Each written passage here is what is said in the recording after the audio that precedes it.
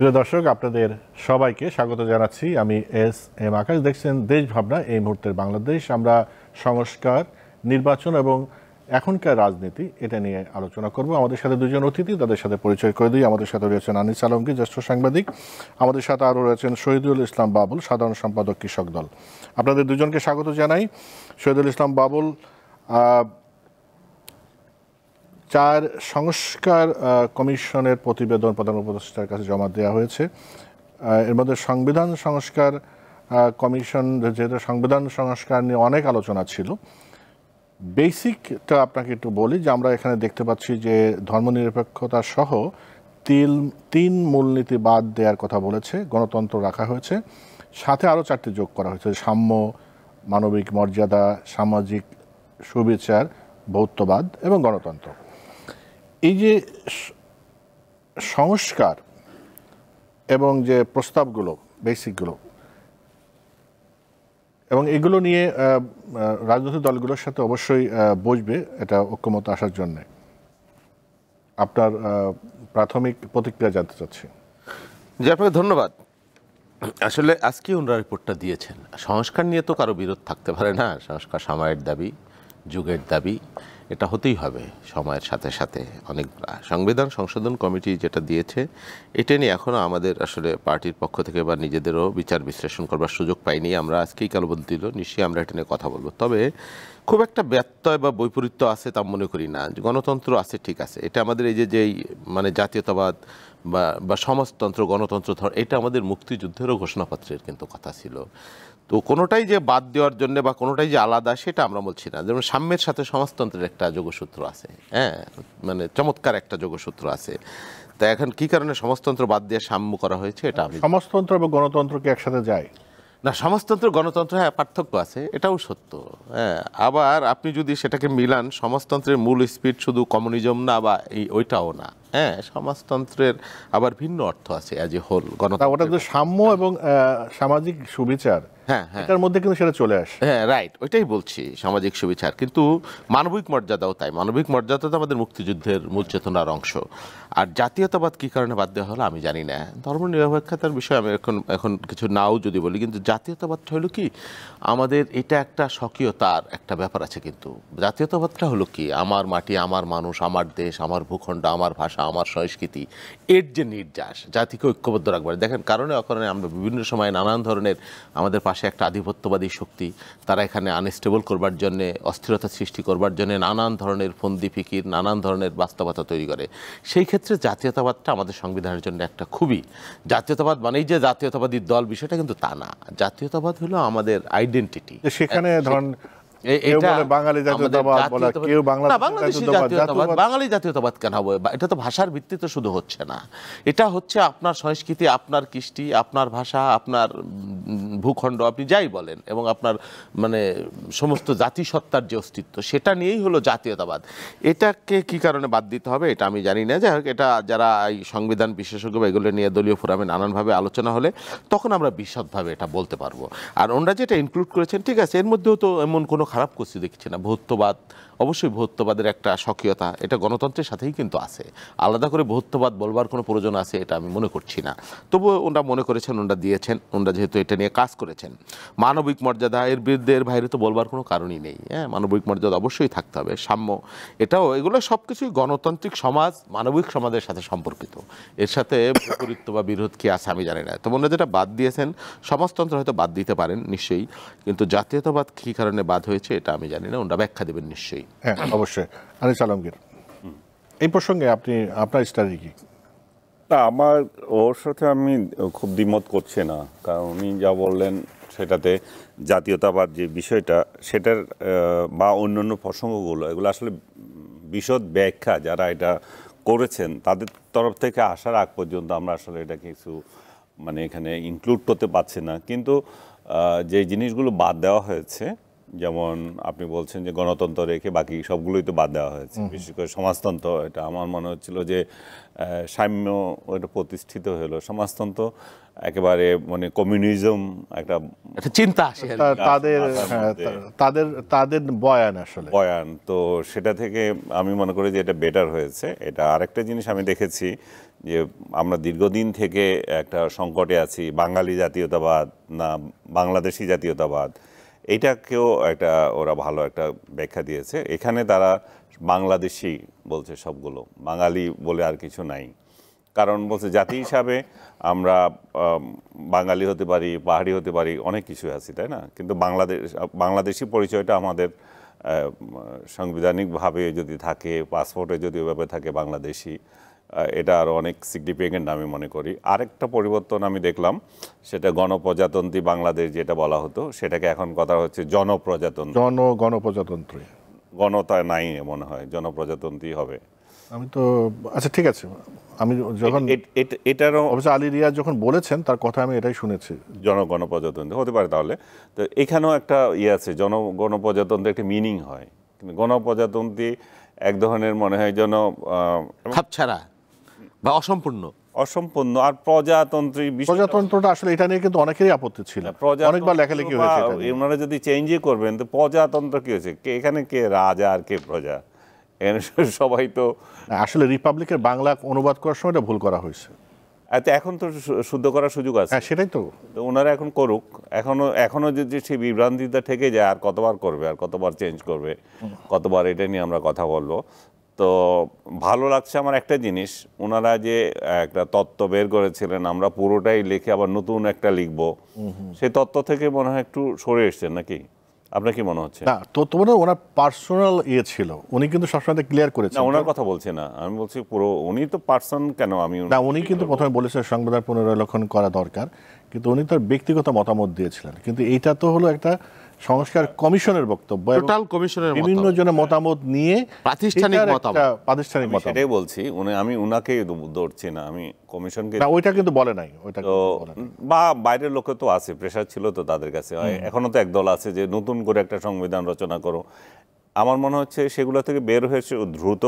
আমাদের যেখানে যেখানে আমাদের বিরোধ আছে, যেখানে যেখানে আমাদের অপ্রয়োজনীয় আছে, যেখানে যেখানে আমরা অন্য থেকে কপি করেছি মনে হচ্ছে, সেই সব বিষয়গুলো নিয়ে মানুষের কাছে গ্রহণযোগ্য হয় এরকম একটা ইয়ে তৈরি করাটা বেটার ছিল। এবং তারা যেটা দিয়েছে সেটা নিয়ে আমার মনে হয় না খুব বেশি বিতর্ক তৈরি হবে। আবার এখনও বলতেও পারছি না, কারণ উনি যেটা বললেন যে রাজনৈতিক দলগুলোর কাছে যদি এটা যাওয়া হয়, তারা যখন খোলা মাঠে বসবে, বা আমি আরেকটা দাবি করতে পারি, সেটা হচ্ছে যে এই যে সুপারিশগুলো, এগুলো ডিজিটাল বাংলাদেশে এখন ডিজিটালি দিয়ে দিতে হবে।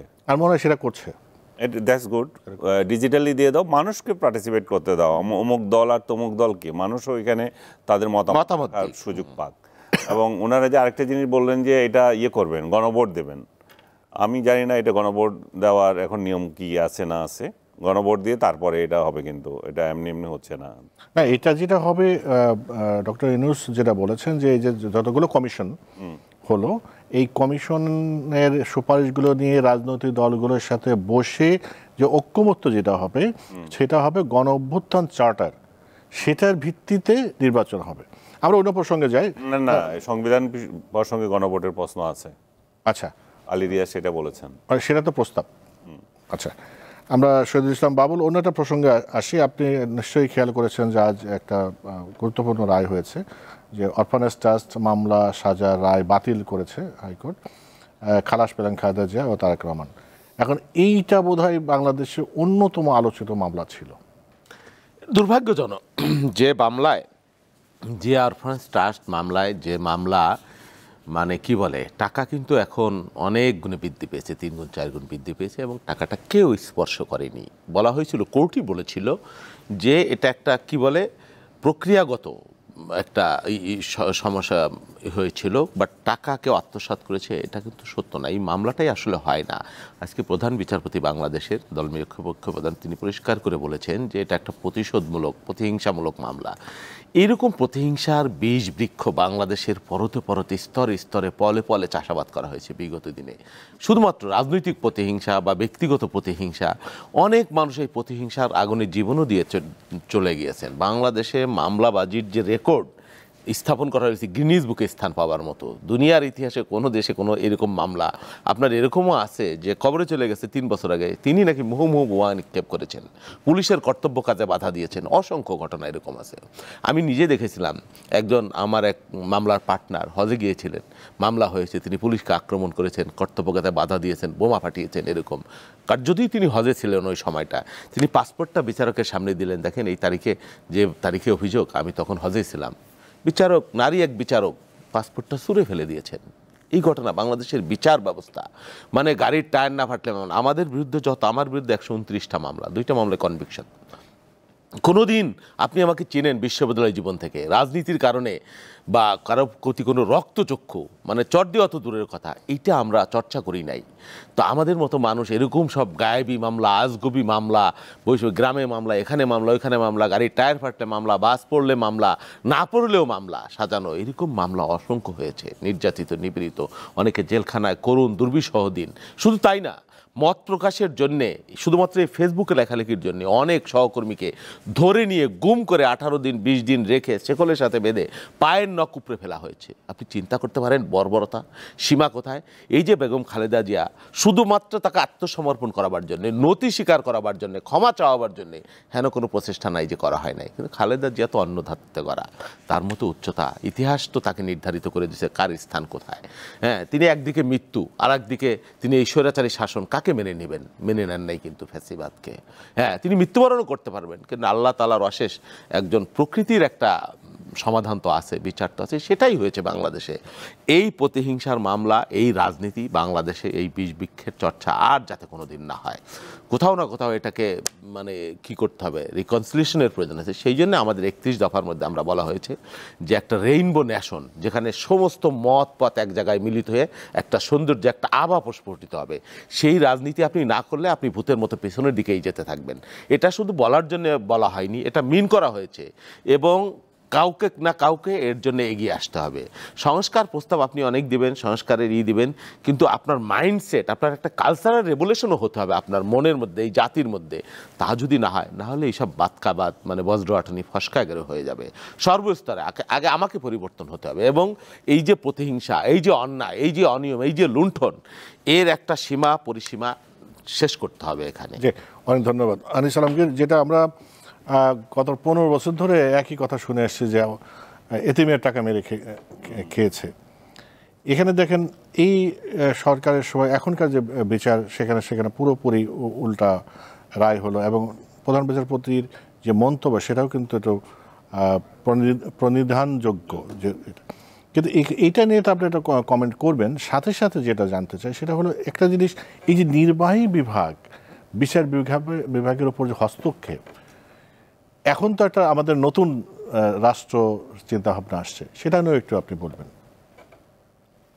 না, এটা বলার অপেক্ষা রাখে না যে এটা এক ধরনের, যে মামলাটা হয়েছিল এটা কিছুটা আমি বলবো যে এটা প্রতিহিংসামূলক। কিছুটা আমি এই জন্যই বলছি যে, কারণ এই মামলাটা শেখ হাসিনা করেন নাই, এটা করে গেছিলেন ক্যাটেগর গভর্নমেন্টের আগের ক্যাটেগর গভর্নমেন্ট। শেখ হাসিনা যেটা করতে পারতেন সেটা একটু ওভারলুক করতে পারতেন, কারণ যতটুকু দোষ এখানে হয়েছে সেটা একটা রাষ্ট্র পরিচালনা করতে গেলে হতে পারে ভুলভ্রান্তি। এটা এমন কোনো টাকা না, এটা 3 কোটি টাকা। সরকার প্রধান হিসাবে কেউ, কোনো ব্যক্তি যদি চায়, তার পায়ের কাছে কত হাজার কোটি টাকা ঢেলে দেওয়ার লোক আছে। তো 3 কোটি টাকা খালেদা জিয়া এটা দুর্নীতি করেছেন, এটা একটা অরফানেজ ট্রাস্টের মামলা, এটা হাস্যকর বিষয়। এবং আমি মনে করি যে এটা ওনার ত্রুটি ছিল ওই জায়গায়, কিন্তু এটার জন্য এত বড় সাজার দরকার ছিল না। সাজাটা যেটা হয়েছে বা আপনি যেটা বলছেন সেটা ছিল প্রতিহিংসা। ওই অংশটুকুকে আমি প্রতিহিংসা বলবো, কারণ শেখ হাসিনার তরফ থেকে এটা ওনার মানে সদয় দৃষ্টিতে দেখা যেতে পারতো, যেটাকে এত বেশি বড় না করে। কিন্তু আপনি যদি মনে করেন যে বর্তমান সময়ের যে মামলাগুলো, এটাও তো আমি একই কায়দায় দেখি। এখনও অনেক প্রতিহিংসা মামলা হচ্ছে, এখনও যে শেখ হাসিনার বিরুদ্ধে যে 2 শতাধিক মামলা বোধ হয়ে গেছে, এখানে আপনি রিয়েল আইনজীবীদেরকে ডেকে জিজ্ঞেস করেন, আমি ব্যারিস্টার সাহারা হোসেন থেকে শুরু করে আজকে যারা এই নিরপেক্ষভাবে মামলাগুলোর নিয়ে কথা বলেন, তাদের ভাষ্য কী? একটাও টিকবে না। আদালতে টিকবে না। কেন টিকবে না? কারণ আপনিও এই ধরনের প্রতিহিংসাবশত মামলা দিচ্ছেন। রিয়েল মামলা দেন, যেগুলো মানে মামলা দেওয়ার মতো অনেক রিয়েল বিষয় আছে। আপনি যদি গড়ে এইভাবে দিতে থাকেন তাতে কি হয়, আপনি যে সমস্ত আইনজীবীদেরকে এনগেজ করেছেন তারাও টায়ার্ড হয়ে যায়, রাষ্ট্রযন্ত্র টায়ার্ড হয়ে যায়, এবং এগুলোর বিচারই হবে না, মাঠে মারা যাবে অনেকগুলো। এবং আওয়ামী লীগের শুধু এরা না, আওয়ামী লীগের সাধারণ আওয়ামী লীগের যারা রাজনীতি করেছে, রাজনৈতিক বিশ্বাসের কারণে আপনি অনেককে জেলে দিয়ে দিচ্ছেন, অনেককে মামলা দিচ্ছেন, শতাধিক আসামি করছেন। এগুলো একটু প্রহসনমূলক যে জিনিসগুলো। উনি যেটা বললেন ওনার বিরুদ্ধে 100 কতটা মামলার কি হলো, এমন কি অপরাধী সে যে 100টার উপরে তার বিরুদ্ধে মামলা করতে হবে? সে একই ঘটনা এখনও ঘটতেছে। এখন যারা এগুলো করতেছে তারা কোন সুখ পেয়ে করতেছে আমি জানি না, এবং বিচার বিভাগ কেন এখন এগুলোকে কেন এনকারেজ করছে এখন এটাও আমি জানি না। আপনি বলছেন যে এই মামলাতেও খালেদা জিয়া খালাস পেয়ে গেলেন, এখন তো আগে তো বলো যে তারিখের পর তারিখ, এখন তো খালাস আর খালাস খালাস খালাস, এটা শুনতেছেন না আপনি? খালাস শুনতেছেন। এখন রাজনীতি প্রতিপক্ষ যেগুলোকে প্রতিপক্ষ যেগুলোতে করেছিল, আপনি যদি ইয়েতে আসেন, যুক্তিতর্কে আসেন, ওই সরকার যেগুলোকে বড় বড় মামলা হিসেবে ধরেছিল, যে তারেক জিয়া খালাস, তারপরে খালেদা জিয়া খালাস, ডক্টর ইউনূস খালাস, তারপর বাবর খালাস, আপনি দেখেন সব খালাস, এমনকি ডেস্টিনির আমিনও খালাস আজকে দেখলাম। তো তাহলে জেলখানায় কারা আছে, জেলখানায় কারা থাকবে? এবং সাধারণ মানুষরাই শুধুমাত্র জেলখানা থাকবে। হাইকোর্টে যান, সব মামলা হচ্ছে রাজনৈতিক, সাধারণ মানুষের মামলা কিন্তু পড়ে আছে। তা আমি মনে করি যে সরকার যেহেতু পরিবর্তিত একটা পরিস্থিতিতে এখন আছে, এই ক্ষেত্রে নিরপেক্ষতা, এবং কোনো দলীয় সরকার নেই, তো এই ক্ষেত্রে নিরপেক্ষতা দেখানোর অনেক বেশি সুযোগ রয়ে গেছে। সাধারণ মানুষের মামলাগুলো তারা যাতে একটু করেন, এটা তাড়াতাড়ি শেষ করেন, সাধারণ মানুষকে যাতে সুযোগটা দেন, শুধু রাজনৈতিক দলের লোকদেরকে না। শহীদুল ইসলাম বাবুল, আরেকটা আলোচিত খবর, সেটা একটা আপনি জানেন যে এই অবশেষে টিউলিপ সিদ্দিক পদত্যাগ করেছেন। এটা নিয়ে তো বাংলাদেশে বেশ অনেক রকম আলোচনা হচ্ছে। এখন তার সাথে আলোচনা এসছে তার খালা। আমরা ইতিহাস যদি দেখি, এক খালা ছিল হলো কি ঘসেটি বেগম, যে তার সিরাজউদ্দৌলার পতনের কারণ হলো। আর এক খালা হলো বাংলাদেশে এই যুগের, তার কারণে ব্রিটিশ এক মন্ত্রীকে পদত্যাগ করে। শোনেন, অনেক কিছুই বের হয়ে আসছে, পরিষ্কার হচ্ছে, আমরা দেখছি। কেউ কেউ দুষ্টামি করে লিখছে, বলছে যে এই পরিবারটি অনেক ত্যাগী পরিবার, অনেক ত্যাগ স্বীকার করেছে। যেমন প্রধানমন্ত্রী দেশ ত্যাগ করেছেন, তারপরে ওনার এই ভাগিনী উনি পদত্যাগ করেছেন ব্রিটিশ পার্লামেন্ট থেকে। এই কয়দিন আগে আমাকে জানতাম না, ওনার পুত্র তার স্ত্রীকে ত্যাগ করেছেন, ক্রিস্টিনা। তারপরে ওনার কন্যা, তাও আগে আমরা পরিষ্কার করে জানতাম না, তিনিও স্বামী ত্যাগ করেছেন। তো ত্যাগের মধ্য দিয়েই তো আছেন, ভালো কথা। এখন এই টিউলিপ সিদ্দিকী দেখেন, একটা কাল তৈরি করা হয়েছিল বাংলাদেশে দীর্ঘদিন যাবৎ, গায়ের জোরে, অন্যায়ভাবে। মুজিবীয় কাল্ট, আওয়ামী কাল বা শেখ পরিবার, কতজন এমপি ছিলেন আপনি চিন্তা করতে পারবেন, আত্মীয় পরিজন প্রত্যক্ষ পরোক্ষভাবে। হ্যাঁ, একটা পরিবারের হাতে গোটা দেশ জিম্বি। ওই সময় যেমন একজনই নেতা, একজনই অবতার, একজনই মহান, শেখ মুজিব, এর বাইরে আর কেউ নাই, তাজউদ্দিন নাই, জিয়াউর রহমান পাকিস্তানের চর, জেনারেল এমএজি উসমানী, তারও কোনো অবদান নাই, সৈয়দ নজরুল বলেন, ভাসানী বলেন, কেউ না। ইভেন মুজিবনগরের একদিনের জন্যও সরকার যেখানে হয়েছিল শেখ সাহেব যান নাই, একদিনের জন্য যান নাই, স্বীকৃতিই দেন নাই। তার মানে আবার যদি তাজউদ্দিন আহমেদ একটু বড় হয়ে যায়, আর জিয়াউর রহমানকে তো দেনই না, 400 টাকার মেজর, পাকিস্তানের চর, এইসব বলা হয়েছে। এই পরিবর্তন এই হাসিনার আমলে আপনি তো জানেন, তার কথার বাইরে গাছের পাতাও নড়তো না এই বাংলাদেশে। হ্যাঁ, আমরা কিছু লোক চোখে চোখ রেখে কথা বলেছি জীবনের ঝুঁকি নিয়ে, অনেকে গুম হয়ে গেছে। আপনার প্রত্যেক শ্রেণী পেশার মানুষ চাটতে চাটতে চাটতে চাটতে রক্ত বের করে ফেলেছে পায়ের। এরকম বাস্তবতা তো তৈরি হয়েছিল। হাসিনা, একজনের বিচার চাইলে হাসিনের কাছে চাইতে হবে, কারণ জমি দখল হয়ে গেলে হাসিনের কাছে মুক্তি চাইতে হবে, কেউ গুম হয়ে গেলেও তার কাছে ফেরত চাইতে হবে। বাংলাদেশে আর কেউ নাই, কোনো প্রতিষ্ঠান নাই, এবং তিনি মহান, তার কোনো বিকল্প নাই বাংলাদেশে। এই একটা পরিবেশ তৈরি করা হয়েছিল যে উনি চক্ষু মুদিলেই বাংলাদেশ বঙ্গোপসাগরে ভাসিয়া যাইবে, এরকম একটা বাস্তবতা তৈরি করা হয়েছিল।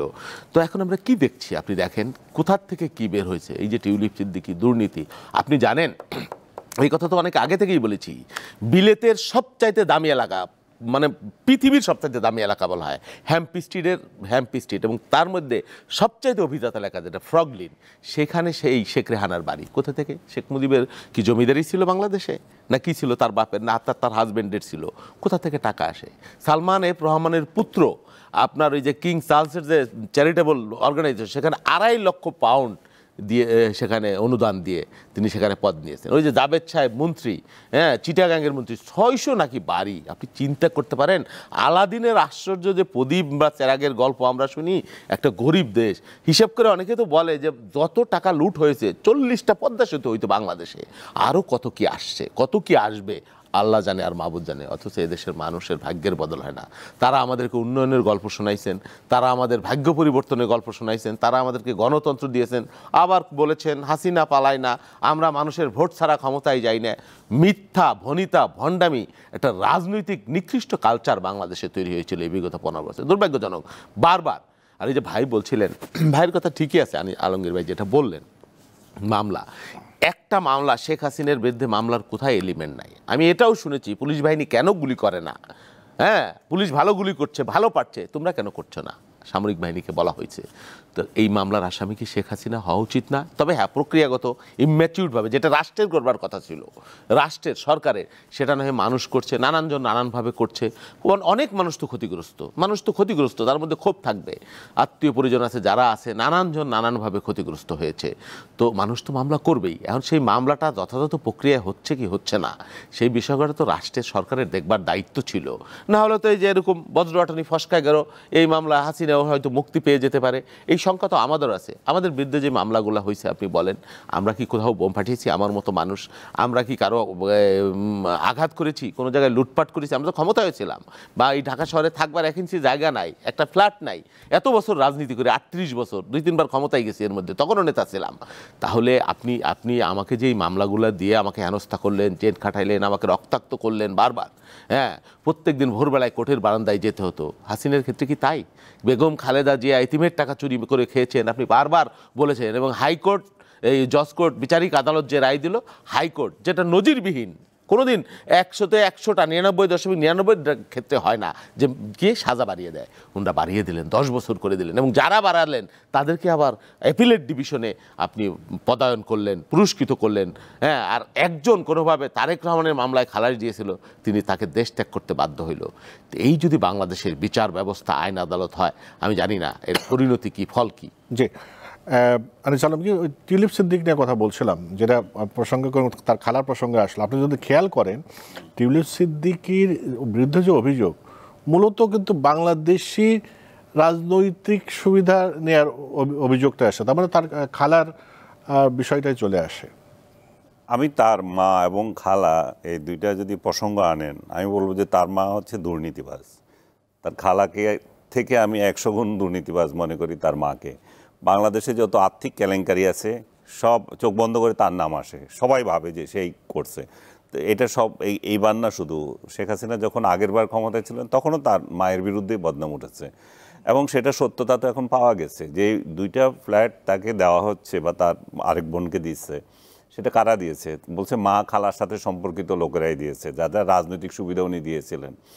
এবং উনি বললেন যে এত অভিজাত এলাকায় কিভাবে বাড়ি থাকে। এর আগে সালমান এফ রহমানের কানেকশন শুনেছিলাম ওই বাড়ির ক্ষেত্রে, এখন আরেকজন নতুন আবিষ্কৃত হয়েছে, সেই লোক দান করেছে, এটা তো দলিল ভিত্তিক। আমাদের মতো দেশে হয়তো এরকম কেউ কাউকে ফ্ল্যাট দিলে হয়তো এটা বেশি অত গর্হিত অপরাধ নয়, কিন্তু ব্রিটেনের মতো একটা দেশে অবশ্যই অপরাধ, এবং অবশ্যই এটা অনৈতিক কাজ। এখন যারা বিএনপি করেন তারা এটাকে যতটা ফোলাই ফালাই বলতেছেন, আমি সেভাবে না দেখেও বলবো যে এটা অবশ্যই অনৈতিক। এবং তার বিরুদ্ধে যেই তদন্ত করার দায়িত্ব যাকে দেওয়া হয়েছিল, সে প্রধানমন্ত্রীকে যে চিঠি দিয়েছে সেখানে বলছে যে তার দোষ নেই, তবে বাংলাদেশের রাজনীতি বা তার খালার সাথে তার যে সম্পর্কটা, এই জায়গায় সে সতর্ক ছিল না। হতে পারে সে সতর্ক নাও থাকতে পারে, তার বয়স তো এত বেশি হয়নি, আমি মনে করি না যে এত বেশি পরিপক্ক রাজনীতিবিদও না, কিন্তু সেই জায়গায় তাকে যে ফ্ল্যাটটা কে দিচ্ছে সেটা তার খেয়াল করা উচিত ছিল। তাকে আমি সৎ হিসাবে কোনো সার্টিফিকেট দিতে চাই না, সেটা এখনও প্রমাণের অপেক্ষায়। কিন্তু তাকে আমি দুর্নীতিবাজও বলতে পারি না, কারণ এখনও পর্যন্ত সে প্রমাণিত নয় যে দুর্নীতিবাজ। কিন্তু আমি এটা স্পষ্ট বলতে পারি তার মা দুর্নীতিবাজ, এবং তার মায়ের কারণেও তার যদি রাজনৈতিক ক্যারিয়ারে যদি কোনো দাগ লেগে থাকে, সে তার মার কারণে লাগছে, তার খালার কারণে লাগছে। এবং বাংলাদেশের রাজনীতির কারণে এটা তার দুর্ভাগ্য যে সে টিউলিপের মতো একজন মেয়ে, যা বাংলাদেশি হিসাবে আমরা খুব গর্ব করব যে একদিন হয়তো সে ব্রিটেনেরও প্রধানমন্ত্রী হতে পারতেন, সেই গৌরবের জায়গাটা আমরা একটা হারালাম যদি তার রাজনৈতিক ক্যারিয়ার আসলে এখানেই শেষ হয়ে যায়। আমি আশা করব যে সে প্রমাণ দেবে যে সে দুর্নীতিবাজ না, তার মা খালা দুর্নীতিবাজ হতে পারে, তাদের রাজনৈতিক ক্যারিয়ার, তাদের দেশে তারা কি করছে সেটার দায় সে নেবে না। এই প্রসঙ্গে আমি আরেকটা কথা বলি, শেখ হাসিনা তার বোন সহ আরও পরিবারের অনেককে দিয়েছে, ফ্ল্যাট দিয়েছে, প্লট দিয়েছে যেটা পূর্বাচলে। সেই জায়গায় টিউলিপকে আবার মামলায় আসামি করা হয়েছে। আমি এই জায়গায় মনে করি যে আপনি যে প্রতিহিংসার কথা বলেছেন, এগুলো হচ্ছে প্রতিহিংসা। টিউলিপ কেন এই জায়গায় হবে? টিউলিপ কি প্রভাব বিস্তার করতে পারে যে তার মাকে প্লট দাও, তার বোনকে প্লট দাও, তার খালাকে প্লট দাও? সে তো আরেক দেশের নাগরিক, তার খালাই তো এনাফ দেওয়ার জন্য, তা না? তার হাতেই তো ক্ষমতা। সো যারা এই সমস্ত মামলা করেন, যে সমস্ত উদ্দেশ্য প্রণোদিত মামলা করেন, এগুলো করার কারণে ওই মামলাটাকেও হালকা করা হয় আমি মনে করি। আমার মনে হয় যে মামলাবাজির ক্ষেত্রে এগুলো সতর্ক হওয়া উচিত, এবং যার যেটুকু সাজা তার সেটুকু অ্যাড্রেস করা উচিত, তাকে সেইটুকু সাজা তাকে দেওয়া উচিত। জি, অনেক ধন্যবাদ শহীদুল ইসলাম বাবুল। অন্য প্রসঙ্গে আসি, নির্বাচন নিয়ে বিএনপি বারবার বলছে যে তাড়াতাড়ি নির্বাচন দেওয়া দরকার। সর্বশেষ মির্জা ফখরুল ইসলাম আলমগীর বলেছেন যে জুলাই আগস্টের মধ্যে নির্বাচন দেওয়া সম্ভব। আর এখন আলোচনা যেটা যে বিএনপি নির্বাচনের জন্য এত অস্থির হয়ে গেছে কেন? বিয়ে পাগলা বুড়োর মতো। হ্যাঁ, বিএনপি নির্বাচনের জন্য পাগল। হ্যাঁ, বিষয়টা ওইটা না। বিষয়টা হইলো কি, এই যে জুলাই অভ্যুত্থান হলো, এর মেইন স্পিরিটটা কি? মানুষের গণতন্ত্রহীনতা, মানুষের অধিকারহীনতা, মানুষ দীর্ঘদিন যাবৎ আইনের শাসন পাচ্ছে না। এটার মেইন কারণ তো অনির্বাচিত সরকার বা ভোটারবিহীন সরকার বা রাতের অধিকার কি ওই ডামি আমির সরকার। তো যেই জন্য মানুষ রক্ত দিল। আপনি মানুষের স্পিরিটটা যদি, নির্যাসটা যদি না বুঝেন, সেটাকে যদি আপনি পাশ কাটিয়ে রেখে আপনি এটা করবেন ওটা করবেন এবং কি করবেন বজ্র আটনি ফসকা গেরুর মতো যদি শোনায়, তাহলে তো সেটা ভালো দেখা যাবে না। গণতন্ত্রের নির্বাচনের কথা বলা কোনো অপরাধ হতে পারে না। এখন বলা হচ্ছে ভোটের কথা বলাটাই মনে হচ্ছে বাংলাদেশে একটা বড় অপরাধ। তাহলে তো ফ্যাসিস্টকে কেন আমরা তাড়াইলাম? হ্যাঁ, আপনি আলোচনা করতে পারেন, ফ্যাসিস্ট আরেকটা না আসে, সেটার তো ব্যবস্থা করা দরকার। হ্যাঁ, তো করেন। না না না না, সেই ব্যবস্থা যে, আচ্ছা আপনি যে সেই ব্যবস্থা করবেন, কতদিন লাগবে আপনার করতে? আপনি পরিষ্কার করেন আর কি কি করবেন না করবেন। ঠিক আছে, আজকে রিপোর্ট দিল, কি কারণে এতদিন লাগবে? শোনেন, ফ্যাসিস্ট যাতে, গণতন্ত্রটা কি? গণতন্ত্রটা একটা প্র্যাকটিসের বিষয়। একদিনেই গণতন্ত্র মানে মানে একটা সুন্দর অবকাঠামো তৈরি হয় না। আপনি ওয়েস্টার্ন গণতন্ত্র, ডেমোক্রেসি যা দেখেন না, এটা শত বছরের একটা প্র্যাকটিসের ফল। আমরা গণতন্ত্র শুরু করেছি, আবার হোঁচট খেয়েছি, আবার শুরু করেছি, আবার হোঁচট খেয়েছি। তো এখন আপনি যদি ওই যে মাথা ব্যথার জন্য মাথায় কেটে ফেলতে চান, তাহলে তো হবে না। আপনি করেন, আমি একটা পরামর্শ আপনাকে দেব, শুধু এটা সবার জন্যই বলবো। আপনি যদি, এটা আপনার কাজ না, পার্মানেন্ট সংস্কার করে দেওয়া বা সংস্কারের এটা আপনি পারবেন না, এটা বাস্তবতা। আপনি কিছু মৌলিক সংস্কারের জায়গাগুলো চিহ্নিত করেন, যেটাকে নির্বাচন এবং গণতন্ত্র ওরিয়েন্টেড। গণতন্ত্রের সাথে সব কিছু আছে। এই যে মানবিক বললেন না, সাম্য বললেন না, আইনের শাসন বললেন না, যদি প্রকৃত গণতন্ত্র হয় আর কি। তো প্রকৃত গণতন্ত্র তো সবসময় হয় না, ভোটের মধ্য দিয়ে যে 100% হবে তা না। তবে 100% না হলে আপনি ভোট বাদ দিয়ে তো আপনি চিন্তাই করতে পারেন না গণতন্ত্রের গোয়া। তাহলে আপনি ভোটটা যে হবে, এই যে 5 বছর পর পর ভোট হবে, এইবার ভোটটা আপনি একটা নিঃশঙ্ক পরিবেশে করবেন। আগামীবার যাতে সেটা নিঃশঙ্ক পরিবেশে হতে পারে, কোনো রাজনৈতিক সরকার বা কোনো দল যাতে প্রভাব বিস্তার না করে, সেই পথে কী কী বাধা আছে সেই জায়গাগুলো আপনি সর্ট আউট করেন। তাহলে আপনি দেখবেন, বা তারপরের নির্বাচন, তাহলেই আপনি দেখবেন যে সরকারগুলা, রাজনৈতিক দলগুলা বাধ্য হবে নিজেদের মধ্যে সংস্কার তৈরি করতে। কিন্তু বাবুল, যেটা সেই জায়গাটা চিন্তিত না করে আপনি সব সংস্কার করে আমাকে দুধার মধুর সাগরে নহরে সাঁতার কাটতে চাইবেন, এটা অবাস্তব কল্পনা। এটা আমি অন্তর্বর্তী সরকারের যতগুলো বক্তব্য শুনেছি, তারা কিন্তু এই কথাই বলছে যে রাজনৈতিক সংস্কার কমিশনগুলো রিপোর্ট দেবে, এরপরে রাজনৈতিক দলগুলোর সাথে বসা হবে, তারপর যেসব বিষয় ঐকমত্য হবে তার ভিত্তিতে নির্বাচন হবে। অসুবিধা কি? সেটাই তো। সংস্কার কমিশন তো রিপোর্ট দিচ্ছে। আপনি কি জানেন না 91 সালে জাস্টিস শাহাবুদ্দিন আহমেদ 3 মাসের 90 দিনের 200 কি 60 70 78 দিনের বা কি 87 দিনের মাথায় একটা নির্বাচন করলো? বাংলাদেশের ইতিহাসে 9 বছরের এরশাদের জঞ্জাল পরিষ্কার করে বাংলাদেশের ইতিহাসে ওই নির্বাচন তো উৎকৃষ্ট নির্বাচন বলে সবাই স্বীকার করে নাকি করে না? ভালো নির্বাচন কিন্তু ছিল, ভালো, এবং শাসনটাও ভালো ছিল তুলনামূলক, অনেকে বলছে। তাহলে আপনি আজকে 5.5 মাস চলে গেছে, এখন আপনি অপেক্ষা করবেন, অনিশ্চয়তা রাখবেন, কেন রাখবেন? আজকে তো রিপোর্ট হয়ে গেল সংস্কার কমিশনের, এইটা আপনি মূল্যায়ন করেন, 10 দিন করেন, 5 দিন করেন, ইলেকশন কমিশন প্রস্তুত হয়ে গেছে, ভোটার লিস্ট করতে 3 মাসের বেশি লাগবে না, তাহলে আপনার নির্বাচন করতে 26 সাল কেন লাগবে? প্রশ্ন আমি করতে পারি না। না, প্রশ্ন করেন।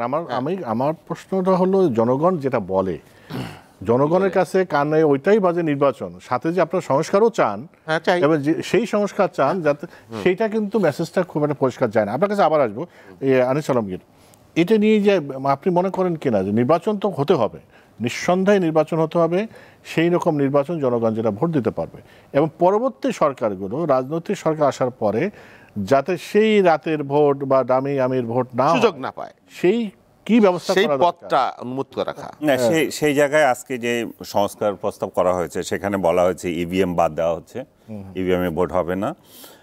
আর প্রতিরক্ষাকে আপনার ওই যে ইয়ের সাথে, সিকিউরিটির সাথে ইয়ে করা হয়েছে, যারা নির্বাচন, তার মানে হচ্ছে আর্মিকে এখানে ইনভলভ করার সরাসরি প্রস্তাব দেওয়া হচ্ছে। তারপরে 40% যদি ভোট না পায় কোনো একটা প্রার্থী, তাহলে সেখানে পুনরায় নির্বাচন হবে, এবং সেই জায়গায় যারা আগে প্রতিদ্বন্দ্বিতা করে ব্যর্থ হয়েছে তারা আর নির্বাচন করতে পারবে না।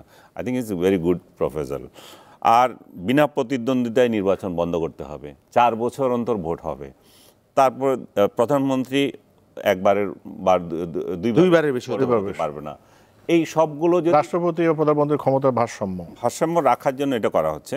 তো এবং এর আগে আমরা দেখেছিলাম যে দ্বিকক্ষ বিশিষ্ট পার্লামেন্টের কথা বলা হয়েছে, সে জায়গাও বলেছে যে 300 আসনে নির্বাচন হবে সরাসরি, এখন যে পদ্ধতিতে হচ্ছে, আর 150 আসনে নির্বাচন, আপার হাউজের যে নির্বাচন সেটা হবে আনুপাতিক ভোটের ভিত্তিতে, যারা যত ভোট পেয়েছে তার ভিত্তিতে যেটা দেওয়া হয়। যে এখন যেরকম মহিলাদেরকে সিট বিলি করা হয়, আমার ওই জায়গায় শুধু একটা আপত্তি আছে, মহিলাদেরকে 50টা সিটে দেওয়া হচ্ছে, সেগুলো সরাসরি নির্বাচিত হয়ে আসতে হবে। এগুলো আমি মনে করি যে এটা অনেক কষ্টকর, মহিলাদের সরাসরি নির্বাচনে থাকা উচিত, সেটা এখানে কোটার কোনো ব্যবস্থা থাকা উচিত না। মহিলাদেরকে যদি আপনি কোটা দিতে হয় সেটা ওই জায়গায় দেন যেখানে আপার হাউজে দিচ্ছেন, কোটা দিচ্ছেন, আর রাষ্ট্রপতির হাতে 5টা আসন রাখা হয়েছে, উনি যাকে ইচ্ছে দিতে পারবেন। এটা অনেক দেশের আছে এই নিয়ম, এটাকে এখানে নকল করা হচ্ছে। আমি মনে করি যে এটা খারাপ না সিস্টেমটা, এটা অন্তত ভোট চুরির দমনের ক্ষেত্রে বা একটা দলের ক্ষেত্রে প্রাধান্য তৈরি করার ক্ষেত্রে এটা কার্যকর হতে পারে। দ্বিতীয়ত, ছোট দলগুলোকেও পার্লামেন্টে আসার সুযোগ দেওয়া হয়, কারণ তাদেরও অনেক ভোট হয়, কিন্তু একটা আসন অনুযায়ী ভোট অনুযায়ী তারা পায় না। সেই জায়গায় তার সারা দেশের তার ভোট কাউন্ট করার ক্ষেত্রে তারও পার্লামেন্টে পার্টিসিপেশনের সুযোগ থাকে। তো আমি মনে করি যে এইগুলো হচ্ছে যে আসল জিনিস নির্বাচনের জন্য, কারণ এই কেয়ারটেকার গভর্নমেন্টের প্রধান দায়িত্ব হচ্ছে একটা নির্বাচন দেওয়া। কেয়ারটেকার বলবে আমার অন্তর্বর্তী বলি, তাদের প্রধান দায়িত্ব হচ্ছে নির্বাচন দেওয়া, তার নির্বাচন দিয়ে সরে যাওয়া। কারণ যতই দিন যাবে ততই এটা অনিরপেক্ষ বলবো না আমি, হবে, এটা বিতর্কিত হবে। অর্থনৈতিক অবস্থা, জিনিসপত্রের দাম, আপনার আইন শৃঙ্খলা যেভাবে দাঁড়াচ্ছে, তাতে এরা কতদিন জনপ্রিয় থাকবে আমার সন্দেহ হচ্ছে। সেই জায়গায় আমি মনে করি যে দ্রুত নির্বাচন দিয়ে, এবং এই যে প্রস্তাবগুলো আসতেছে এগুলো দ্রুত বাস্তবায়ন করা উচিত। সংস্কার অবশ্যই চাই, রাজনৈতিক দলগুলোও চায়, আমি ব্যক্তিগতভাবে সংস্কার চাই, প্রথম দিন থেকে বলছি, কিন্তু তার মানে এই নয় যে সংস্কারের নামে আপনি 5 বছর থাকবেন। সংস্কার কয় বছর লাগে কি করতে? আপনি এইখানে টার্গেট ফিক্সড করতে হবে, সংস্কার করব আমরা 3 মাসে করব না 6 মাসে করব, এবং স্পষ্ট নির্বাচনের তারিখ দিয়ে দিতে হবে। তাহলে দেখবেন বলছে যে এখন আরেকটা নতুন ঝামেলা এনেছেন, সেটা হচ্ছে যে স্থানীয় সরকারগুলো নির্বাচন করা। আমি মনে করি যে স্থানীয় সরকারগুলো নির্বাচন এর সঙ্গে করে ফেলা উচিত, কারণ রাজনৈতিক দলগুলো যখনই নির্বাচন করে তখন তাদের দলীয় চামচাদেরকে নির্বাচিত করা এবং অবৈধভাবে। কিন্তু আপনি বলছেন একসাথে তো নির্বাচন কমিশন বলছে একসাথে করা যাবে না, আগে করেন। তা আগে করতে তো বড় দলগুলো আপত্তি আছে, সেই জায়গায় আমরা আপত্তিটা তো ওইটাই, মানে যেটা বললেন, তাহলে আমরা আমরা দেখেছি রাজনৈতিক দলগুলোর অধীনে যে স্থানীয় সরকারগুলো নির্বাচন হয়েছে, এগুলো সবগুলো তাদের দলের চেলাচামুন্ডা এবং অবৈধভাবে ক্ষমতা দখল, ভোট কেন্দ্র দখল এর মাধ্যমে নির্বাচিত হয়েছে। নির্বাচন কমিশনের একটা পরীক্ষা হোক, এটা এই কমিশনের একটা পরীক্ষা হবে যে জেনারেল ইলেকশনের আগে তারা এই নির্বাচনটা করুক। এখানে আরেকটা সবচেয়ে বড় যে বিষয়টা আমার মনে হয় এই বিষয়টা আমি আনা উচিত, এই গভর্নমেন্ট কতটা নিরপেক্ষ, তাদের অধীনে যে নির্বাচন হবে এবং সব রাজনৈতিক দলগুলোর প্রতি যে তারা সমান দেবে, কারণ এই গভর্নমেন্টের মধ্যে তো অনেকেই আছেন রাজনৈতিক দলের সদস্য, তাই না? এই যে কেয়ারটেকার কি এটাকে বলতে পারবেন? অন্তর্বর্তী সরকার, অন্তর্বর্তীকালীন হলে অন্তর্বর্তীকালীন সরকারের মধ্যে তো রাজনৈতিক দল আছে, তারা তো কোনো রাজনৈতিক দলকে সমর্থন করেন, তাদের পজিশন কি হবে? তারা নিজেরাই তো দল করছেন, তারা নিজেরাই দল করছে। সো এটা একটা বিরাট বিতর্কের বিষয়। তাহলে এদের হাতে নির্বাচন হবে না, আসলে একটা নিরপেক্ষ দলকে আমরা নিরপেক্ষ আরেকটা সরকার হবে যারা এই নির্বাচন করবে, সেই প্রশ্ন কিন্তু খুব তাড়াতাড়ি উঠবে আমি মনে করি। আমি শহীদুল ইসলাম বাবুল অন্য একটা প্রসঙ্গে আসি, যেটা বলছিলেন যে এই যে আইন শৃঙ্খলা পরিস্থিতি, আপনি পত্রপত্রিকায় দেখেছেন যে মানে নিয়ন্ত্রণহীন হয়ে যাচ্ছে, যে দখল, চাঁদাবাজি, সেক্ষেত্রে অপরাধী যারা, শীর্ষ অপরাধী যারা, তাদের বিরুদ্ধে যেমন অভিযোগ আছে, বড় রাজনৈতিক দল বিএনপির নেতাকর্মী, ছাত্র দলের নেতাকর্মীদের বিরুদ্ধে অভিযোগ আছে। না, অভিযোগ সবার বিরুদ্ধেই আছে। বৈষম্যবিরোধী ছাত্রদের বিরুদ্ধে আপনি গুগলে সার্চ দেন, অসংখ্য চাঁদাবাজি, সমন্বয়ক পরিচয়, এটা জামাত ইসলামীর লোকদের বিরুদ্ধে অভিযোগ আছে, দখল, এইটা সেটা আছে, আমার দলের নেতাকর্মীদের মধ্যে আছে। এটা অসত্য না। এই জিনিসটা দুইভাবে আমি একটু দেখতে চাই। একটা হলো ধরেন একটা ওবায়দুল কাদের একটা বা আওয়ামী লীগের নেতারা বলতো যে আওয়ামী লীগের পতনের পরে 10 লক্ষ লোক মারা যাবে বা 5 লক্ষ লোক মারা যাবে, এটা দক্ষ যজ্ঞকাণ্ড হয়ে যাবে প্রতিহিংসা রাজনীতির। এই জায়গাটায় দেখেন 3 দিন বাংলাদেশ সরকারবিহীন অবস্থায়, বাংলাদেশে কোনো পুলিশ প্রশাসন নাই, ল অ্যান্ড অর্ডার মানে এজেন্সি নাই, কিন্তু কোনো কাজ করে নাই। রাজনৈতিক দলের কর্মীরা বা সমাজের বিভিন্ন শ্রেণী পেশার যারা স্টেক হোল্ডার, তারাই অভিভাবকত্ব গ্রহণ করে এই দেশটাকে রক্ষা করেছে। মসজিদ মন্দির পাহারা দিয়েছে, ব্যবসা প্রতিষ্ঠান পাহারা দিয়েছে। ওই রকমে ম্যাসাগার বা কোনো খারাপ ভয়ানক কোনো ঘটনার খবর কিন্তু আমরা পাইনি। এটা কিন্তু একটা সফলতার দিক। আর একটা হলো ধরেন বিধ্বস্ত একটা পরিবেশ, এখন পুলিশ প্রশাসনে দীর্ঘদিনের একটা সেট আপ বা সিভিল প্রশাসনে তারা বা আওয়ামী লীগের এখনও এজেন্ট বিভিন্ন জায়গায়, বা তারা সেই শক্তি নিয়ে সাহস নিয়ে তারা কাজ করছে না, করতে চাচ্ছে না, কেউ কেউ স্যাবোটেজও করে থাকতে পারে, এটা একটা ব্যাপার আছে। আর রাজনৈতিক দল বা এই যে বিশৃঙ্খলা বা আইন চাঁদাবাজির যে ঘটনা, শোনেন হয়েছে কি, বাংলাদেশের রাজনৈতিক কালচার আমি যদি দ্ব্যর্থহীনভাবে, দীর্ঘদিনের একটা রাজনৈতিক কালচার, আপনি সেই কালচারটা আপনি যদি রাতারাতি পরিবর্তন হয়ে আপনি একেবারে ধোয়া তুলসী পাতা ফেরেস্তা হয়ে যাবেন, এটা আশা করা যেমন বাতুলতা। আবার এই পরিবেশ দীর্ঘদিন যে থাকবে, কন্টিনিউ করবে, এটা আশা করলেও জাতীয় রাষ্ট্র হিসেবে আমাদের জন্য সেটা কলঙ্কজনক। বিএনপি কথা যদি আমি বলি, বিএনপি দলীয়ভাবে কোনো চাঁদাবাজকে বা কোনো দখলদারকে পৃষ্ঠপোষকতা দিচ্ছে কিনা সেই জিনিসটা আপনাকে খেয়াল করতে হবে। এত বড় রাজনৈতিক দল, আমার পরিবারটা এত বড় যে বাকি অন্যান্য রাজনৈতিক দলের সমস্ত সদস্য মিলেও তো সেটা না বর্তমান প্রেক্ষাপটে। তাহলে টেকনাফ থেকে তেঁতুলিয়া বাংলাদেশের কোন জেলায় কোথায় কে অন্যায় করছে, তা আমি তো সেটাকে প্রশ্রয় দিচ্ছি না। কতগুলা বহিষ্কার করছি, কতগুলাকে মামলা দিয়েছি আমরা দলের পক্ষ থেকে, এবং পরিষ্কার করে বলা হচ্ছে উপরের থেকে যে বিএনপির নামে কেউ চাঁদাবাজি করলে ধরে বেঁধে পুলিশে দিয়ে দিবেন, পরিষ্কার করে বলা হয়েছে। তো আমরা তো দল হিসেবে এগুলোকে রিকগনাইজ করছি না বা তাদেরকে প্রশ্রয় দিচ্ছি না। এখন আমার হাতে কি আছে আপনি বলেন? একটা দলীয় ব্যবস্থাই তো, এর বাইরে তো কিছু নাই। তাই আমি সেই দলীয় ব্যবস্থা নিতে তো কার্পণ্য করি না। সরকার যারা আছে তারা বা পুলিশ প্রশাসন যারা আছে তারা যদি ব্যবস্থা না নেয়, বা আমি যদি সরকারে থাকতাম তাহলে কিন্তু এই জিনিসটা আরও চমৎকার করে আমি হ্যান্ডেল করতে পারতাম বা ব্যবস্থা নিতে পারতাম। সেই জায়গাটায় একটা ঘাটতি আছে, আমি অস্বীকার করছি না আপনার অভিযোগ, কিন্তু বাস্তবতাটা এই আর কি। জি, অনেক ধন্যবাদ। এই দখল চাঁদাবাজি এটা নিয়েই প্রশ্ন, যে এখন তো এটা নিয়ন্ত্রণহীন অবস্থায় চলে গিয়েছে। হ্যাঁ, নিয়ন্ত্রণহীন অবস্থায় গেছে, সেই জন্য আবার কিছু লোক প্রশ্ন তুলছে যে বিএনপি তো এখন এনজয় করছে, ক্ষমতা তো তাদেরই হাতে, দখল বাণিজ্য তাদের হাতে, যে কোনো অফিস আদালতে যাওয়ার, বড় বড় পোস্ট দখল করা, সবগুলো তো তারাই করছে, মিডিয়া দখল, সব দিক থেকে তারা আছে। তো তাদের এত তাড়াতাড়ি ইলেকশন দরকার কেন? কারণ তারা তো এনজয় করছে এটা। তাহলে বোঝা যাবে যে আসলে বিএনপি এখানে কিছুটা হলো তাদের লোকজন যে আছে, ওনার কথাবার্তায় যেটুকু বুঝলাম যে অন্তত স্বীকার করছে যে হ্যাঁ বড় পরিবার তাই করছে। কিন্তু আমি মনে করি যে এটা শুধু এই বলে ক্ষান্ত হওয়ার কোনো ইয়ে নাই, কারণ তাদের লোকজন সমস্ত জায়গায় আজকে দখল করছে, চাঁদাবাজি করছে, মারামারি করছে। তো এগুলো যদি দল থেকে যদি ওভারলুক করা হয়, শুধু কিতাবই বলে দিলে হবে না আমরা এদেরকে চাই না, আমরা এই করি সেই করি, তাতে কি হয়? তাতে জনগণের উপর জনগণ আরেকটা ভয়ের মধ্যে থাকে, এরা যদি ক্ষমতায় আসে আবার কি করবে। এবং তার প্রেক্ষিতে এখন যেটা হচ্ছে 6 মাস না যাইতে বলা হচ্ছে যে আগেরগুলোই তো ভালো ছিল, এখন বলি শুরু করতেছে। মানে তার মানে কি জুলাইয়ের বিপ্লব ব্যর্থ করার প্রচেষ্টাও কারো কারো আছে। এবং যারা ওই সময় এই সমস্ত লুটতরাজ করেছিল তারা তো এখন, আগে তো তারা এগুলো চান্স পায় নাই কিছু বলার, তারা তাদের লুটপাটে ব্যস্ত ছিল। এখন সোশ্যাল মিডিয়ায় সব মানে সক্রিয় হয়েছে, সোশ্যাল মিডিয়া ফাটাই ফেলতেছে ওনারা কি করেছেন না করেছেন। মানুষ কিন্তু ভুলে যায় নাই, কিন্তু বাঙালির ভুলতেও কোনো সময় লাগে না। তখন বলে যে আরে বিএনপি এটা তো ক্ষমতা আসলে কি করবে। আমি মনে করি যে বিএনপির শীর্ষ নেতাদের এ ব্যাপারে অনেক বেশি সতর্কতার দরকার আছে, কারণ তাহলে মানুষ আশাহত হবে। মাত্র 6 মাসে যাদেরকে মানে বিদায় মানে এত দুঃসহ মানে পরিস্থিতির মধ্যে, এত আন্দোলনের মধ্যে বিদায় দিতে হলো, তাদের যখন গুণগান শুরু হয়ে যায় তখন বুঝতে হবে যে এই ব্যর্থতা রাজনৈতিক দলগুলো, সাধারণ মানুষের নয়।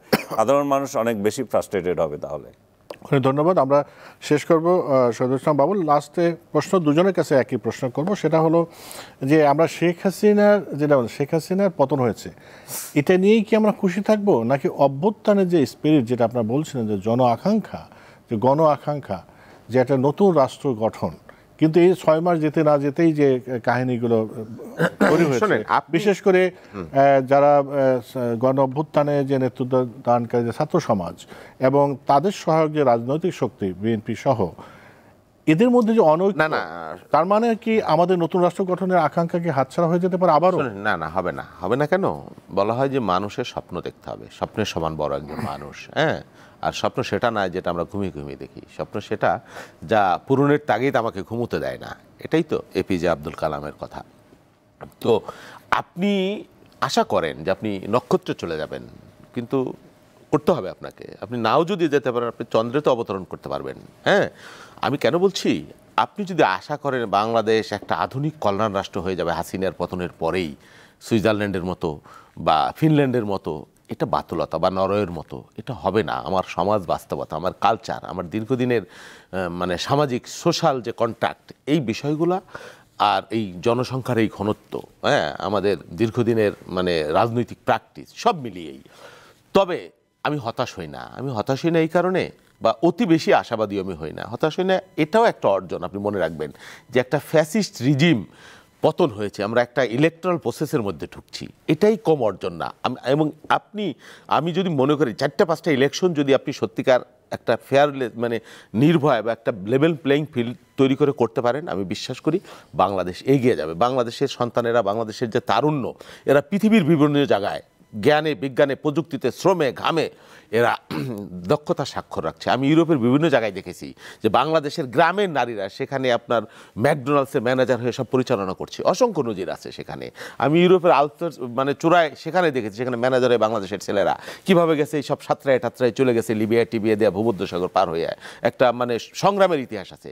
তো এই তরুণদের তো কিছু লাগে না, আপনি শুধুমাত্র একটা সুশাসন দেন, দেখবেন বাংলাদেশ পৃথিবীর সাথে প্রতিযোগিতায় একদিনে হবে না নিশ্চিত, সেটা সময় লাগবে, এটা এগিয়ে যাবে, এটা আমি বিশ্বাস করি। আনিস আলমগীর, যে নতুন রাষ্ট্র গঠনের যে আকাঙ্ক্ষা, তাকে আবারও হাতছাড়া হতে পারে? 90 গণ আন্দোলনের পরে আমরা যে আকাঙ্ক্ষা করেছিলাম সেটা আমাদের হাতছাড়া হয়ে গেছে। এটা অস্বাভাবিক না। আজকে যারা 24 নিয়ে এত উচ্ছ্বাসে আছেন, ক্ষমতা পরিবর্তন হলে 24-এর বিরুদ্ধে চলে আসতে পারে অনেক লোকেই। এই 24-এর লোকেরা যেভাবে আবার 90 এবং 71-কেও ইভেন ভুলে যাওয়ার জন্য ছবক দিচ্ছে, নতুন নতুন ন্যারেটিভ তৈরি করছে স্বাধীনতার, এদেরকে ভাসিয়ে দেওয়ার জন্য লোক আসাটা অস্বাভাবিক না। কিন্তু এটা তো হওয়া উচিত না, কারণ এতগুলো রক্তের বিনিময়ে একটা রাষ্ট্র, নতুন দৃষ্টিভঙ্গিতে আমরা সামনে এগিয়ে যাব, সে এগিয়ে যাওয়ার ব্যবস্থা এই সরকারকে করতে হবে। ডক্টর ইউনূসকে সেই দায়িত্ব দিয়েছে। তাদের উচিত সামনে যেই নির্বাচন হবে সেটা স্বচ্ছতার ভিত্তিতে হওয়া, এবং ও যে আশাবাদ ব্যক্ত করলো বাবুল, সেই আশাবাদ যাতে আমরা রাখতে পারি যে অন্তত সামনের যে কয়টা নির্বাচন হবে যেন তেনভাবে একজন ক্ষমতা দখল করবে সেটা যাতে না হয়। রাষ্ট্রে যারা থাকবে 4 বছর যদি তাদের মেয়াদ হয়ে থাকে, জবাবদিহিতা নিশ্চিত করতে হবে, সুশাসন নিশ্চিত করতে হবে, মানুষের মানুষের ভাগ্য উন্নয়নে তাদেরকে কাজ করতে হবে। শুধু লুটপাট, দেশের বাইরে টাকা পাঠানো, আত্মীয় স্বজনদের পোষা আর পরিবারতন্ত্র কায়েম করা, জিয়া পরিবার, মুজিব পরিবার, এগুলো থেকে বের হতে হবে। কিংবা হুজুরদের যে যত পরিবার আছে, এইসব পরিবারতন্ত্র বাদ দিয়ে সঠিক গণতন্ত্র আসতে হবে। লিডারশিপও সেভাবে তৈরি করতে হবে। নেতার পোলা নেতা হবে, সেই দেশ বাংলাদেশ যাতে না থাকে। সাধারণ মানুষের জনগণ চয়েস করতে পারে, রাজনৈতিক দলগুলোতে সেই প্রক্রিয়া করতে হবে। সেই তো আমি মনে করি না যে নেতার পোলা নেতা হবে না, তার যোগ্যতা থাকলে হবে, অবশ্যই হবে। কারণ সাংবাদিকের ছেলে সাংবাদিক হতে পারলে নেতার ছেলে নেতা হতে পারবে না কেন? কিন্তু উড়ে এসে জুড়ে দখল করা এবং তাদের যুগের পর যুগ, তারা আজকে আওয়ামী লীগের যে পরিণতি, এখন আওয়ামী লীগের আজকে 6 মাস হয়ে গেল, সে নেতৃত্বের পরিবর্তন নাই, একটা দলের নাই, এটা কি বলে, কোনো অনুশোচনা নাই, নেতৃত্বে কে আসবে সেটার কোনো বার্তা নাই, এই দল চলতেছে। তার মানে কি, তারাও ধরে রাখছে যে আরেকজনকে এখানে এস্টাবলিশ করবে, তাদের নেত্রী যদি চলে যায় তাদের ছেলে পেলে তাদের পরিবারে আরেকজন আসবে। জিয়া পরিবার থেকেও সেরকম আসতেছে। তো আমি মনে করি যে রাজনীতিটা ওই স্বচ্ছতায় নিয়ে যেতে হবে। গণতন্ত্র যে মুখে মুখে বলতেছি কিতাবই নয়, সত্যিকার অর্থে গণতন্ত্র প্রতিষ্ঠা করতে হবে এবং সেটা দেশের প্রতিষ্ঠা করার আগে দলে প্রতিষ্ঠা করতে হবে। কারণ দলই সেই নেতাগুলোকে জনগণকে শাসন করার জন্য পাঠাবে। জি, অনেক ধন্যবাদ আনিস আলমগীর, শহীদুল ইসলাম বাবুল, আপনাকে অনেক ধন্যবাদ। প্রিয় দর্শক, আপনাদেরকে অনেক ধন্যবাদ। দেখলেন দেশ ভাবনা, এই মুহূর্তের বাংলাদেশ।